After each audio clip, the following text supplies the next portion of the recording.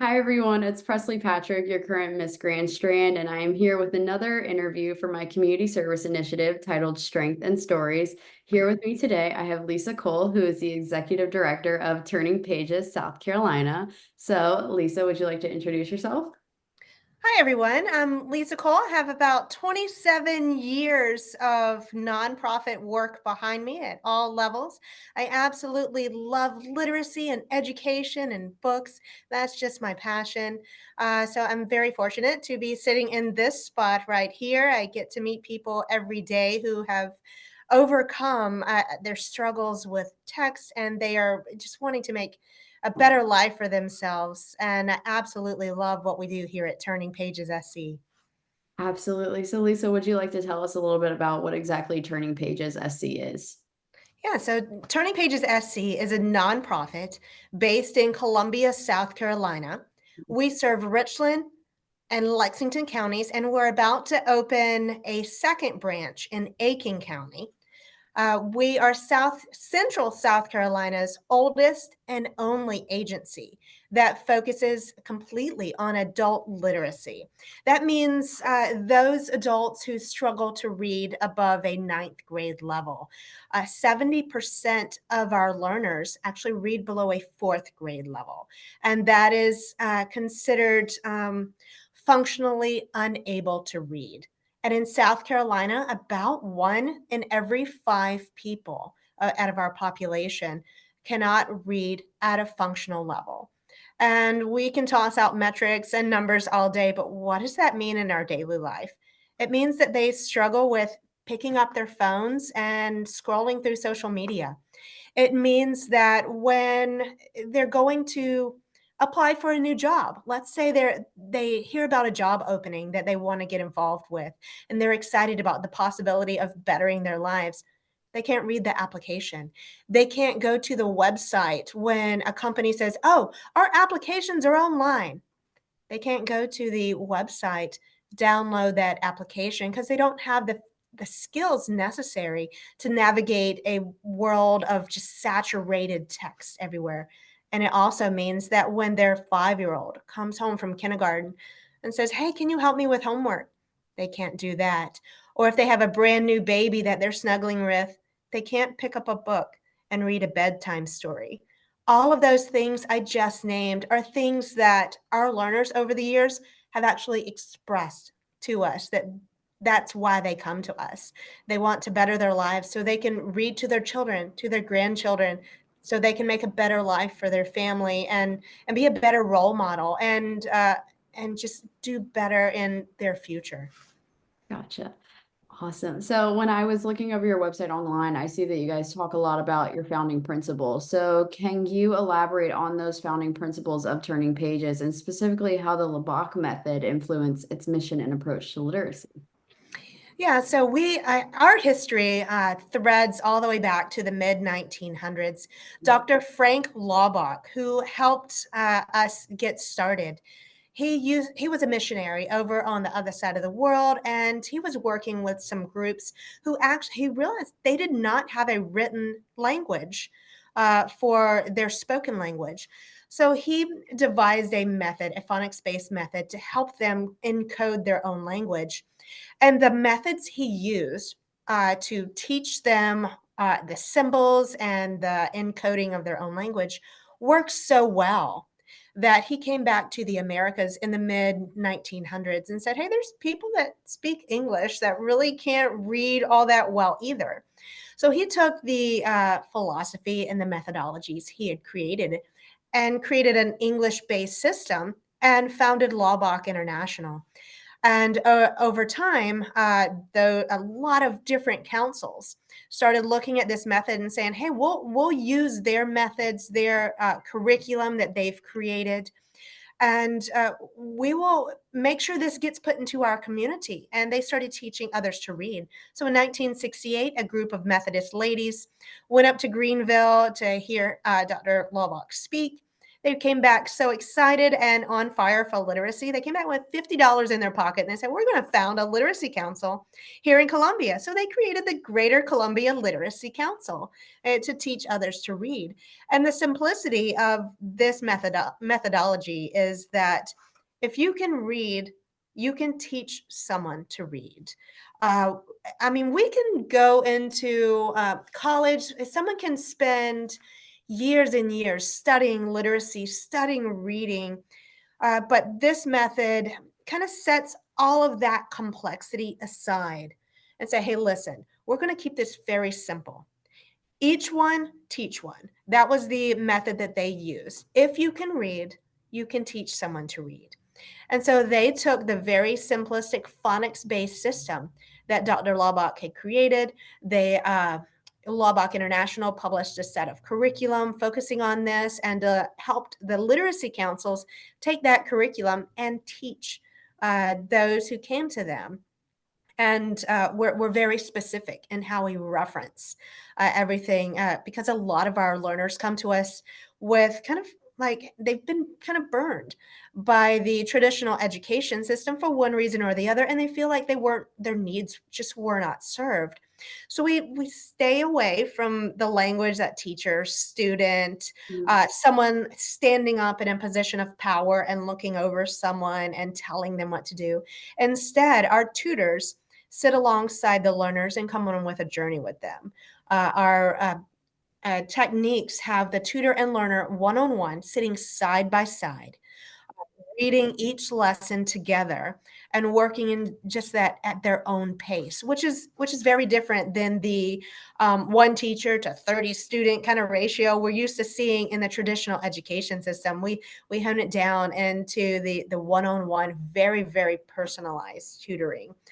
So that's the general overview of how all of that evolved for us and what we stick to.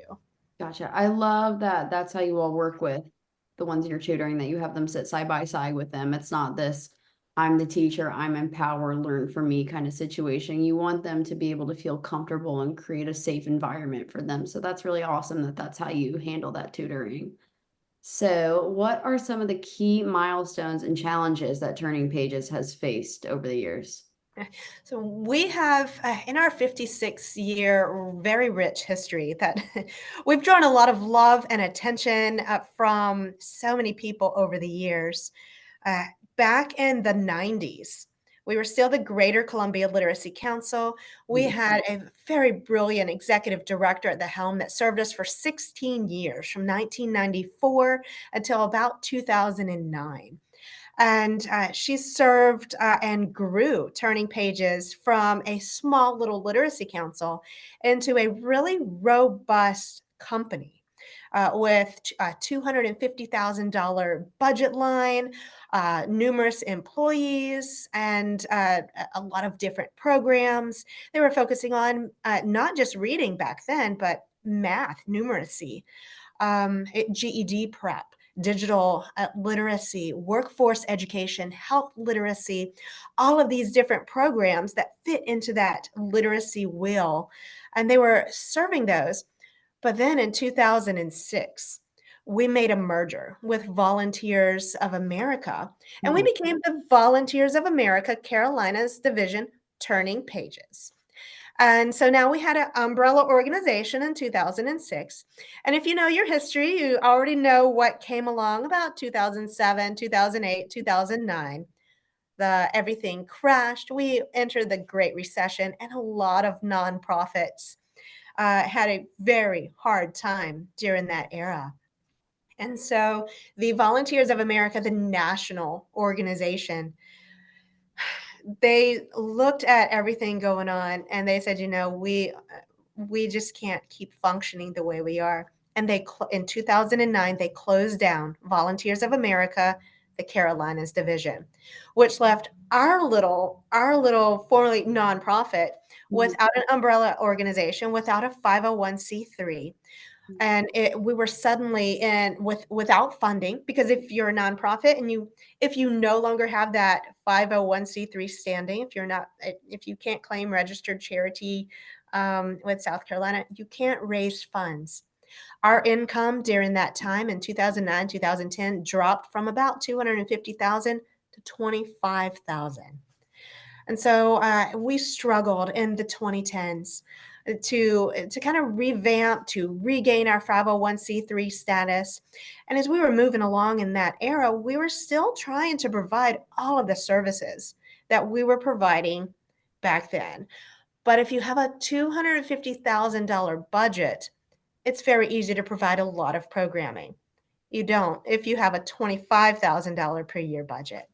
So that was the struggles Turning Pages endured in the 2010s.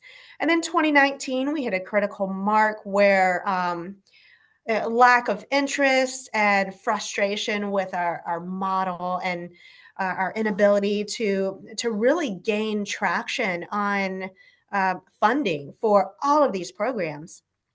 We sent out a memo saying, hey, unless we get a new board chair, our board chair seat is vacated now, and a new ED, we're going to have to close. So we Mhm. had a couple of loyal members step up and say, okay, well, okay, yeah, we do not want this place to close. So Miss Christine Kiefer, she stepped up into the board chair role in summer of 2019. And at the end of 2019, they hired a new part-time ED to kind of help restart the system. And they said, yes, 2020 is our year. And so y'all know what happened in 2020. Mhm. Everything shut down. It was not our year at all. And so we are a face-to-face organization, this side-by-side component that I mentioned, where we tutor side by side, whether Mhm. that was in our group classes or our one-on-one that we were doing back then, we were face-to-face. Mhm. Can't do face-to-face during the pandemic. So Mhm. we had about a 2-year uh, era where we just kind of crashed. We flatlined. We had no income. We had no tutors, no learners, no one coming in. We had a few different changes in executive directors as they tried and then had to move on. I came in as a board member in spring of 2021. It was a very small organization with nothing going on, and my gut feeling was like, "Oh no, they're dying." It's really sad. Mhm. And it was still kind of in the middle of the pandemic at that point. We were meeting virtually once per quarter, and we were moving along this trajectory into nothingness. And then in summer of 2022, we actually hit another very critical moment where our executive director, Mr. Ramon Woodman, he had to resign, citing health issues, and he would later pass away that summer, unfortunately and very sadly. And we, as a board, there was only 5 of us at that point. We said, well, we really don't want to shut this down, but Mhm. we had to really think about what we were doing. And that's when I kind of tossed my hat in the ring and said, hey, listen, I have the time, I have the ability, I have the skill set. If you guys really want to move forward, and thank goodness we were coming out of the Mhm. pandemic at that point. 2022 was kind of the restart of everything. And so it was summer of 2022, and I stepped into the role of acting chair and Mhm. interim executive director. And we kind of hit the ground running. We all brought in brand new volunteers. We had an office cleanup day. We have about 1,100 square feet of office space in Columbia. And it had just over the years, it was now looking like a U-Haul storage locker. We brought in volunteer power. I think about 30 people showed up that day, and just with their trucks, and we sent away 3 huge truckloads of just stuff that was no longer useful for us, old curriculum that was from the 90s, books that had just been given to us over the years because we're a book organization and no one had been able to say no to Mhm. it.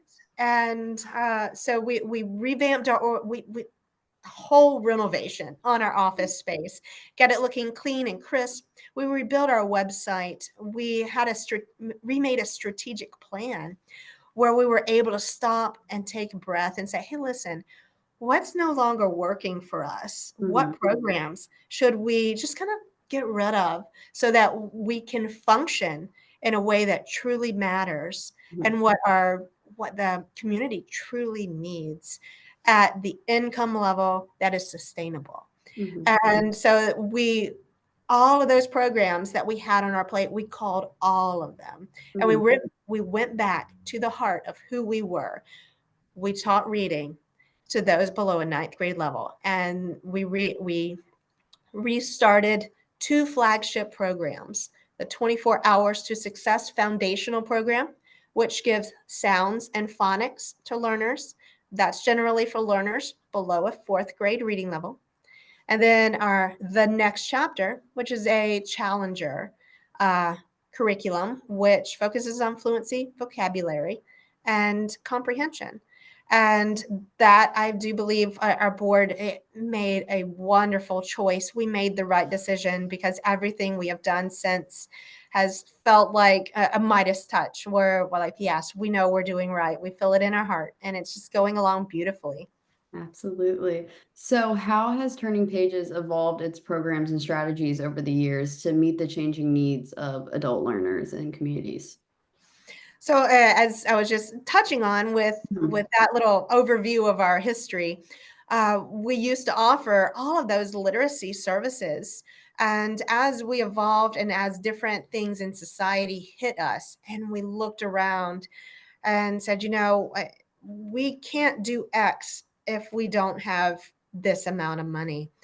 And we have constantly asked ourselves that over the years as we grew throughout the 80s and the 90s and we started adding in programs. That was a result of what the community was looking for, what was needed at that time. And we just so happened to have had the funding for it. Like in the late 90s, we had a program called the Rolling Readers, Mhm. which we made a part of us. It was, from my understanding, it was a type of a franchise little operation. It was happening elsewhere in the country too. We didn't invent the rolling readers, but we took on that and it was a children's program. And what that did, it sent volunteers out into the community, into schools to just read to children and expose them to literature. So that was a big need in the 90s and we answered it. And as we grew through the Great Recession, through the 2010s, and then the pandemic, ultimately, we looked around and said, "How can we meet needs?" We knew that there was still about 1 in 5, about 22% of South Carolinians still struggle with those basic readings. They are out there. Statistics show us they're there, and there's no programs really hardly anywhere meeting those needs Mhm. and helping those. So we're excited to streamline our focus because there's a lot of ESL programs out there. English is a second language. I mean, the state-sponsored adult education centers, they offer ESOL programs, they offer GED prep. So those programs are already out there. What's not out there right now is a focus on adult literacy because we tend to think that, oh, you're an adult, you should be able to read. It feels commonplace to us. And so there's a lot of services that are just there's no services Mhm. for that niche. And we just have to keep our fingers and our ear to the ground and our fingers in touch with everything going on with the shifts of society. Absolutely. So, while we're talking about this, can you share some success stories or testimonials from adult learners and new readers who have benefited from Turning Pages? Absolutely. So uh, we had a learner that came to us in March of 2023. She was Mhm. about 44 years old. She had lived in the she spoke fluent English, but English wasn't her native language. And we'll take on anyone as long as they're fluent in English. Doesn't matter what native language they speak. Mhm. She had lived in America since about 2000. And just always struggled with reading. She had never really read a book. She expressed that she felt like her brain was just broken and she felt frustrated that she could not grasp what seemed to come so easy to others. Mhm. So when she heard about us, she said, I'm gonna force myself to do it. She said she was super nervous. She hadn't done anything educational wise or school wise in over 20 years. But she said, I'm gonna do it for myself, for my kids. I've got to do this. So she started her lessons with us in March of 2023 with her tutor. And in March of 2024, when we brought her back in for her third evaluation, so we test learners as they begin. We Mhm. test them after their 24th session with us, that Mhm. we test them after they're 48. So every 24 sessions that we test them. So in March of 2024, she had completed 48 sessions with us. She was Wow. really trucking along. It's I mean, getting better. she's topped about 55 by now. But Wow. at that point when we tested her, she had completed 48 sessions, which means 48 dedicated hours of one-on-one instruction with her tutor. That's She went phenomenal. from a 6th grade second month reading level to an 8th grade 6th month reading level with her studies. Amazing. She was just very bubbly and excited. She said she had never read a book in its entirety in her adult life. Since starting with us, she's read 6. Her Wow. husband was so proud of her that he bought her a 350-page mystery novel. You read it all. And as we were kind of talking and chatting during that assessment last in March, she said, I'm so in love with this reading thing. I think I'm going to read James Patterson next." Okay. So proud of herself. And her tutor, on her tutor side, her tutor reports that she felt the energy coming off of her, because every little success, the learner would come to her and say, "Oh, I read this book," or she would talk about how she was taking the strategies home to her children and would talk about reading with her own children. So that's multi-generational literacy going on there. And there's statistics that show how if you have a parent that struggles with reading, the child is going to struggle in school. Absolutely. And so it's all of this multi-generational stuff that goes on behind the scenes that a lot of us don't even think about. And that's just one success story. Some other ones include um, another learner we tested in March. She grew her reading level 3 grade levels Wow. within 24 sessions. Oh, wow. And she was so super excited. We don't promise those type of results. Those are kind of anomalies. We kind of guarantee, okay, you'll experience about a half a grade's level worth in about 24 hours. Mhm. Those two were just phenomenal. They were so dedicated, so intent on improving themselves. And so there's so many stories. There's the learner who she was 27 years old, came to us with her baby in tow, Mhm. uh, and said she was signing up for the program because she wanted to read to her baby. Mhm. This morning, just 30 minutes ago, we enrolled an 83-year-old gentleman. His wife passed away 5 months ago, and he's wanting to improve his phonics and his reading in honor of her. She just passed away 5 months ago, and I sat with him for an hour just chatting. I absolutely love all the stories I hear. I tend to cry a lot with them because No, I'm about to cry right now. That's so, that's so they sweet. often express emotions of like shame and embarrassment. One learner that was with us last year, he came to us early last year. He was speaking how he was 66 years old, and he recalled a memory of when he was in his late 20s, and he had went to social services. He was down on his luck, having a hard time, and he went to social services to try to get some benefits that, as Mhm. an American, was his right to access. Mhm. And he was an application was shoved at him, and they were like, "Oh, just fill out this application." And he kind of whispered, he's like, I'm sorry, I need some help. I can't read."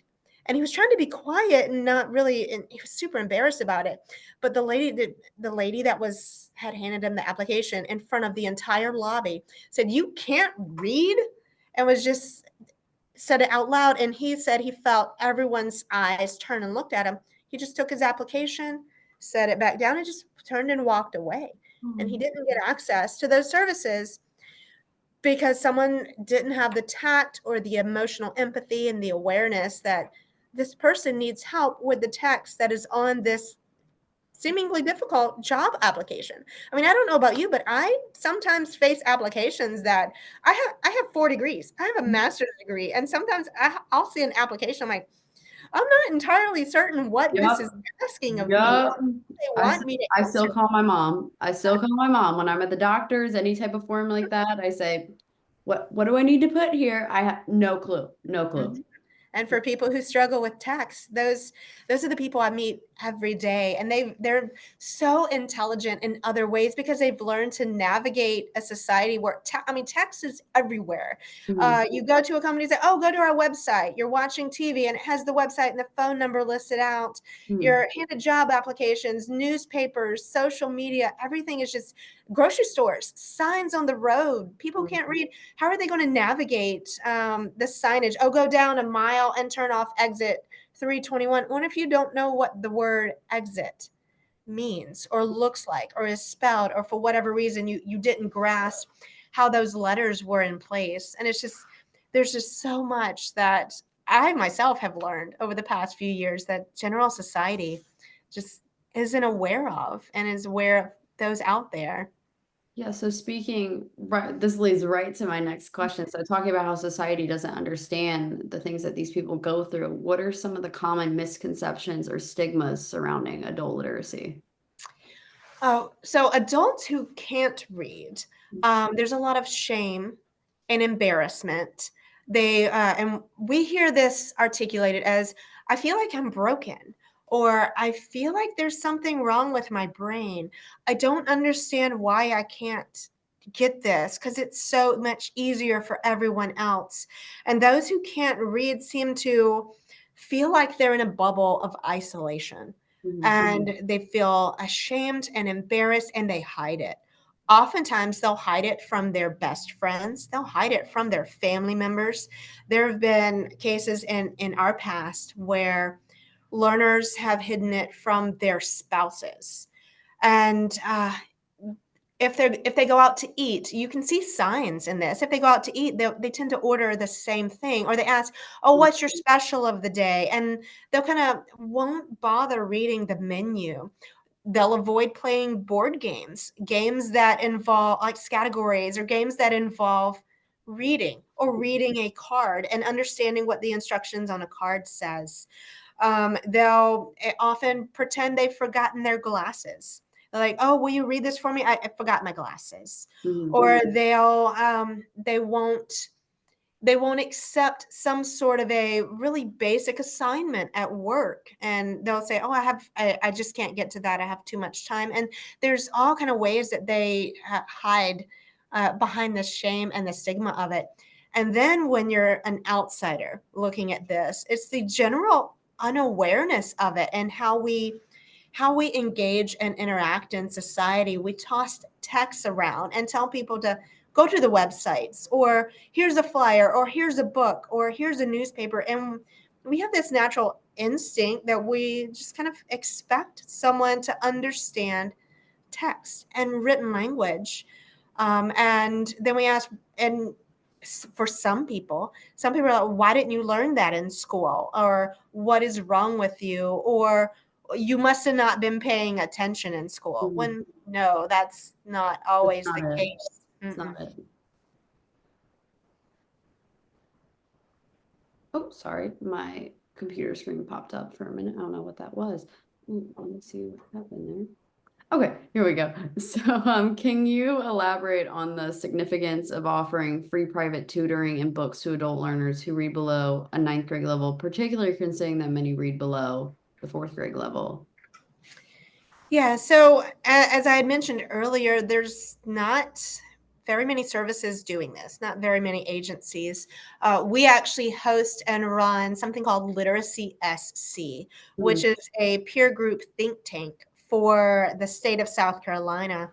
And as we were building that, we went online and we searched out every kind of independent literacy council in the state, whether that is geared towards kids or geared towards adults, or no matter what they really offer, as long as it's in that realm of literacy. Mhm. We only found 19 visible names, Mhm. with only about 12 of them with active emails. Mhm. So we're talking about the state of South Carolina, the entire state, Mhm. um, with I think 3 million-ish residents. I forget off the top of my head about how many residents, but there are less than a dozen visible and active councils across South Carolina working with the low literacy.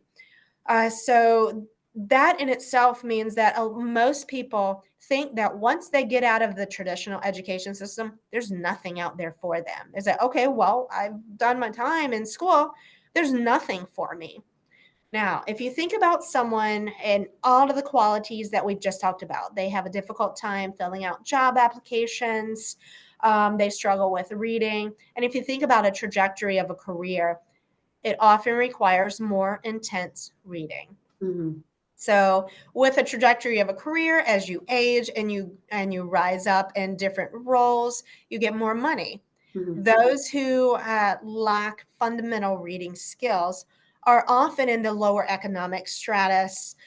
They don't have access to a lot of resources, whether that be mobility Mm. or monetary resources, or even sometimes networks of friends and family members willing to help them. Because remember how I said the shame is there. So they're not telling their family Mhm. that, hey, I need help reading. I can't read. A lot of these people suffer in silence. So you have the ones in silence without a full, robust network of people helping them read. You have a lack of resources in society in general, and you have a lack of monetary or mobility resources to the individual who Mhm. wants these services but often can't put their finger on where these services might be.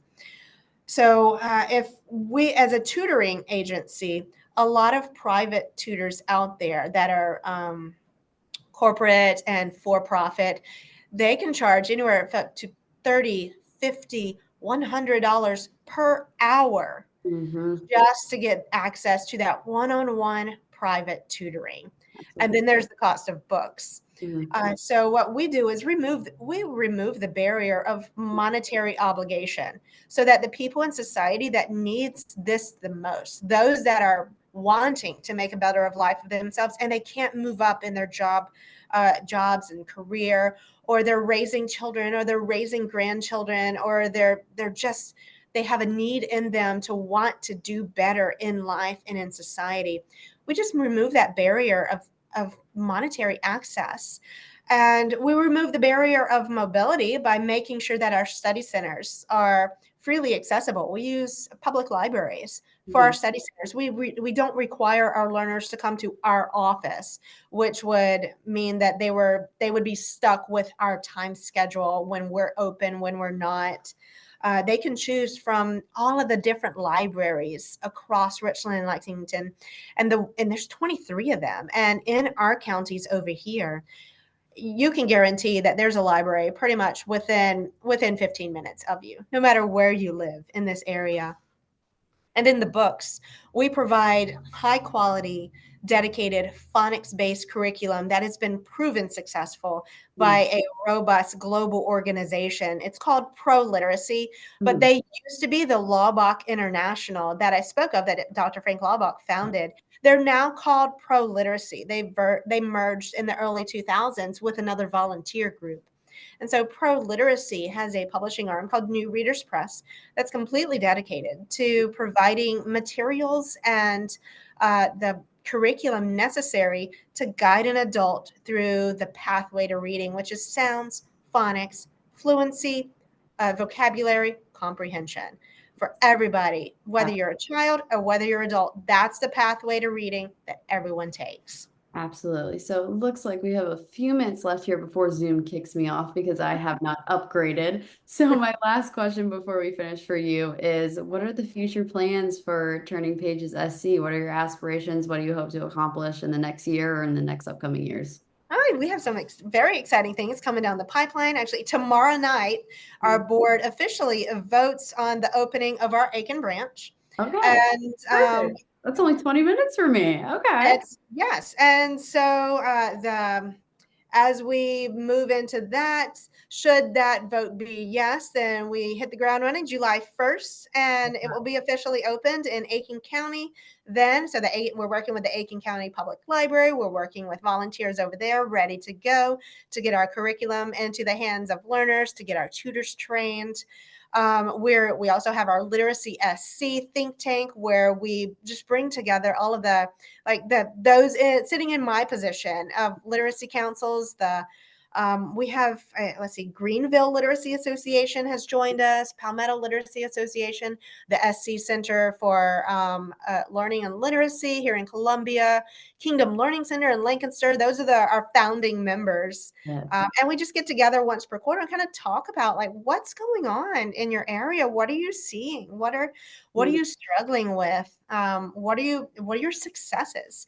And then we're working with Transitions Homeless Shelter in Columbia to create a non-library public partnership that would create a framework for working with the homeless population in Columbia to kind of offer a mini sessions. So our current sessions are a minimum of 24 weeks long. Sometimes it takes 8 to 10 months. So 24 weeks is 6 months. With holidays, it might take 8 to 10 months to get through our regular program. We're working with Transitions to deliver a very short, like very punchy, fast program for the more transient type of individuals that they encounter who are moving through a system. So that's coming down the pipeline just in the next few months for us. And we're super excited about all of that. Absolutely. Well, Lisa, I just want to take the time personally to thank you so much for coming on here and letting me interview you. Turning Pages SC is such a remarkable organization that deserves a lot more recognition than it does. You are truly transforming the lives of so many people, and that not only changes their lives, but they're going home and this is changing their family lives as well. So I just want to commend you on all your good work and thank you so much for doing this with me. It has been an honor. And I am very excited for my viewers and my watchers to see this because Turning Pages is definitely an organization that people should get more involved with.